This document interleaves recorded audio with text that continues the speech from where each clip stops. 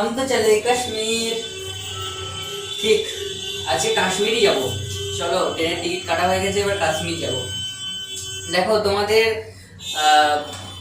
মাধ্যমিকের যে সমস্ত ছাত্রছাত্রীরা 2026 সালে পরীক্ষা দিতে চলেছো, তোমাদের 8 নম্বর অধ্যায় থেকে কোনো 8 নম্বরের বড় প্রশ্ন আসবে না। তো 4 নম্বরেরই প্রশ্ন আসবে সেখান থেকে। সেই 4 নম্বরের প্রশ্ন থেকে একটা গুরুত্বপূর্ণ প্রশ্ন হচ্ছে কাশ্মীর সমস্যা। কাশ্মীর সমস্যা সম্বন্ধে তো আমরা সবাই অবগত আছি, বেশ কয়েকদিন ধরে আমরা অনেকটাই দেখেছি কাশ্মীর সমস্যা।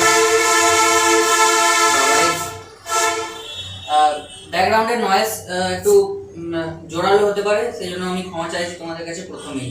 ঠিক আছে, দেখো, আমাদের কাশ্মীর সমস্যা নিয়ে তো আজকে আমাদের ভুগতে হচ্ছে না। ভারতকে তো সেই স্বাধীনতার সময় থেকে এই বর্তমান সময় পর্যন্ত কাশ্মীর সমস্যা নিয়ে আমরা ভুক্তভোগী। এখন অবধি কাশ্মীর নিয়ে কোনো সমাধান কিন্তু হয়নি। এই কাশ্মীর সমস্যা সম্বন্ধে আজকে কিন্তু তোমাদের কয়েকটা বিষয় বোঝাবো বা জানাবো, ঠিক আছে, যেটা তোমাদের পরীক্ষাতে কাজে লাগবে। দেখো, কাশ্মীর সমস্যায় প্রথম আমাদের যখন ভারত স্বাধীন হলো, এই স্বাধীন ভারতে দেশীয় রাজ্যগুলো ভারতভুক্তকরণের সময় কাশ্মীরকে নিয়ে অনেক অনেক সমস্যার সম্মুখীন হতে হয়েছিল আমাদের ভারতবর্ষকে। সেখানকার রাজা ছিল তখন হরি সিং। এই হরি সিং চেয়েছিলেন যে কাশ্মীরকে একটা স্বনির্ভর করে তুলতে, অর্থাৎ এক কথায় বলতে গেলে স্বাধীন কাশ্মীর তৈরি করার ইচ্ছা ছিল রাজা হরি সিংয়ের। এবার আমাদের তৎকালীন গভর্নর জেনারেল লর্ড মাউন্টব্যাটেন রাজা হরি সিংকে একটা প্রস্তাব দিয়েছিল বা অফার করেছিল যে তুমি না হয় পাকিস্তানে চলে যাও, না হলে ভারতে চলে এসো, দুটোর মধ্যে একটা রাষ্ট্রে তো তোমাকে যেতেই হবে। কিন্তু রাজা, প্রথমে যে বললাম, রাজার একটা ইচ্ছা বা একটা সিদ্ধান্ত, সেটা হচ্ছে স্বাধীন স্বনির্ভর কাশ্মীর তৈরি করা।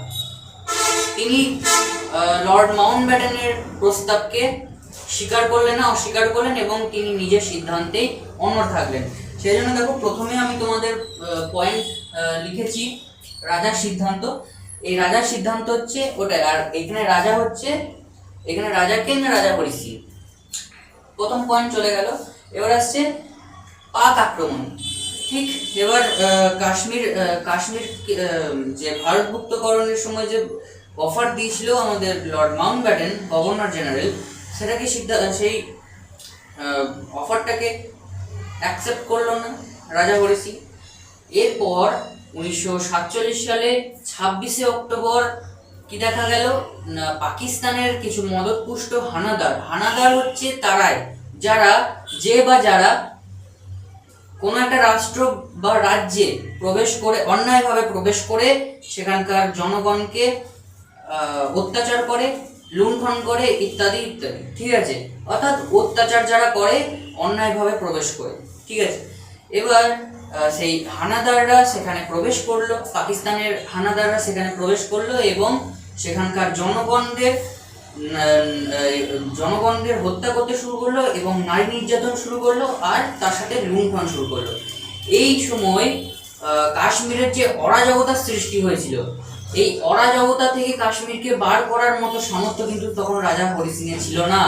এই কারণে রাজা হরি সিং ভারতের কাছে এই সমস্যার সমাধানের জন্য প্রার্থনা করলেন। ঠিক আছে, এই হলো আমাদের পাক আক্রমণ। এবার দেখো, ওই যে বললাম ভারতের কাছে প্রার্থনা করলো কিসের না, এই সমস্যার সমাধানের রাজা হরি সিং প্রার্থনা করেছিল। এবার ভারত একটা শর্ত তাকে প্রদান করলো, রাজা হরি সিংকে একটা শর্ত প্রদান করলো। শর্তটা এইরকমই ছিল যে আমি কাশ্মীর থেকে, অর্থাৎ ভারত কাশ্মীর থেকে এই হানাদারদের বিতাড়িত করবে, কিন্তু রাজা হরি সিংকে ভারতভুক্তি দলিলে স্বাক্ষর করতে হবে। তার বদলেই কিন্তু কাশ্মীর থেকে হানাদারদের ভারতীয় সেনারা তাদেরকে বিতাড়িত করবে। এই পরিস্থিতিতে রাজা হরি সিং সেই সময় দাঁড়িয়েছিল, এই পরিস্থিতিতে এই শর্ত মানা ছাড়া তার কাছে আর কোনো উপায় ছিল না। এই এক প্রকার তিনি চাপে পড়েই ভারত ভুক্তি দলিলে স্বাক্ষর করেন এবং সেই থেকেই কাশ্মীর কিন্তু ভারতের একটা অংশ হিসেবে পরিচিতি লাভ করে। এই স্বাক্ষর কবে করেছিল না 1947 সালে 26শে অক্টোবর। 1947 সালে 26শে অক্টোবর আমাদের রাজা হরি সিং ভারত ভুক্তি দলিলে স্বাক্ষর করেছিল। এরপর ভারতের প্রত্যাঘাত শুরু। ভারত এর পরের দিন 1947 সালে 27শে অক্টোবর কাশ্মীরে শ্রীনগরে প্রায় 100টি বিমানে করে সেনাবাহিনীরা অবতরণ করে এবং অতি দ্রুততার সঙ্গে কাশ্মীর থেকে পাক হানাদারদের বিতাড়িত করে। এবার এই কাশ্মীরের পাক হানাদারদের যখন বিতাড়িত করলো, তারপরে দুই তৃতীয়াংশ ভূখণ্ড ভারতীয় সেনাবাহিনীরা পুনরুদ্ধার করলো। এই ভূখণ্ডে তখনকার কাশ্মীরের সর্ববৃহৎ রাজনৈতিক দল সেখানে একটা বিপদকালীন সরকার স্থাপন করেছিল। এইভাবে ভারত প্রত্যাঘাত করেছিল এবং কাশ্মীর থেকে পাক হানাদারদের সেখান থেকে বিতাড়িত করেছিল। এরপরে লাস্ট পয়েন্ট দেখো, জাতিপুঞ্জের ভূমিকা। লর্ড মাউন্টব্যাটেনের আদেশে বা লর্ড মাউন্টব্যাটেনের অনুরোধে আমাদের ভারতের প্রথম স্বাধীনতার পর ভারতের প্রথম যিনি আমাদের প্রধানমন্ত্রী ছিলেন পণ্ডিত জওহরলাল নেহেরু, তিনি জাতিপুঞ্জের কাছে 1948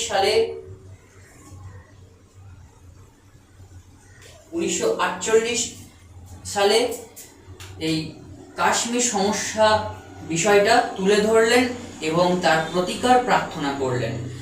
এবার আমাদের জাতিসংঘ একটা কমিশন তৈরি করলেন। সেই কমিশনের নাম হচ্ছে UNCIP, অর্থাৎ ইউনাইটেড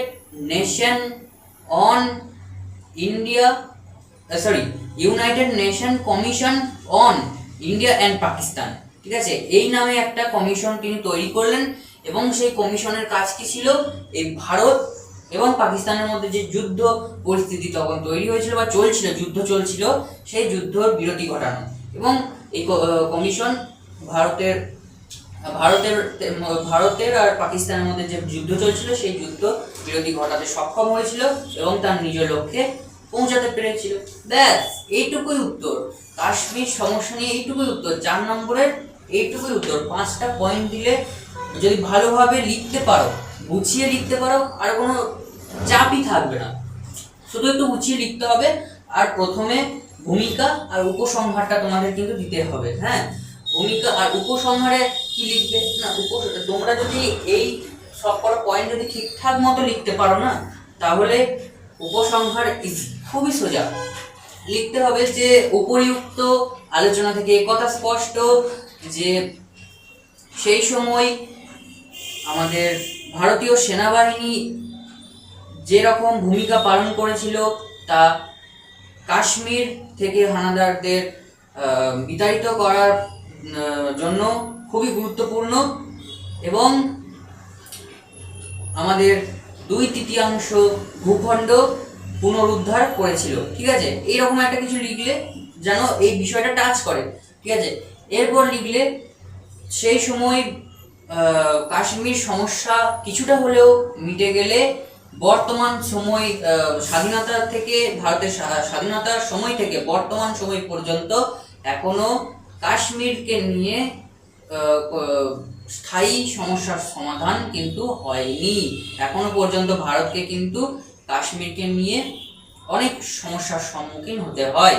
ঠিক আছে, বাস এইটুকুই, উপসংহার দিয়ে দেবে। ঠিক আছে, এইরকম ভাবে তুমি লেখো। আমি বলছি 3 থেকে 4 তুমি পাবেই, ধরে নাও 4 পাবেই, ঠিক আছে? 4 পাবেই। তোমাকে একটু ভালো লিখতে হবে, একটু হাতের লেখাটা গুছিয়ে লিখবে, আর কি করবে, পয়েন্ট টু পয়েন্ট লিখবে। মানে উল্টো পাল্টা পয়েন্ট দিলে চলবে না, পয়েন্ট টু পয়েন্ট লিখতে হবে এবং লেখাগুলো যেন পয়েন্টকে টাচ করে দেয়, ঠিক আছে? এই ছিল তোমাদের আজকে কাশ্মীর নিয়ে, কাশ্মীর সমস্যা যে প্রশ্নটা ছিল সেটা বোঝাবার চেষ্টা করলাম। আশা করছি ভালো লাগবে, আর যদি ভালো লাগে তাহলে যেটা সবাই বলে সেটা আমি বলছি, লাইক শেয়ার কমেন্ট সাবস্ক্রাইব করতে ভুলো না। আর দেখা হচ্ছে পরবর্তী অন্য কোনো বিষয় নিয়ে, অন্য কোনো ভিডিওতে। ততক্ষণের জন্য সবাই সুস্থ থেকো, ভালো থেকো, সামনে টেস্ট প্রিপারেশন শুরু করে দাও। আবার আসছি অন্য কোনো ভিডিও নিয়ে।